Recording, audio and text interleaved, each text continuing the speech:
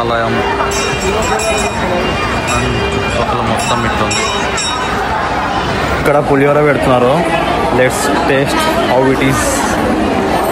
Taste చేద్దాం ఎలా ఉందో.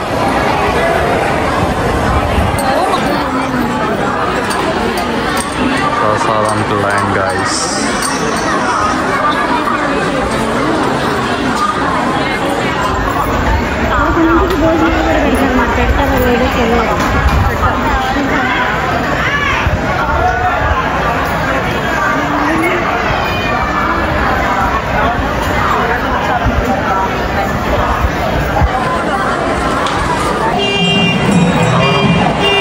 ప్రసాదం ఇక్కడ బయట ఇచ్చారు ఈ ప్రసాదం. ఇప్పుడు ఇదే మన బ్రేక్ఫాస్ట్. ఇదే టేస్ట్ చేద్దాం ఎట్లుందో.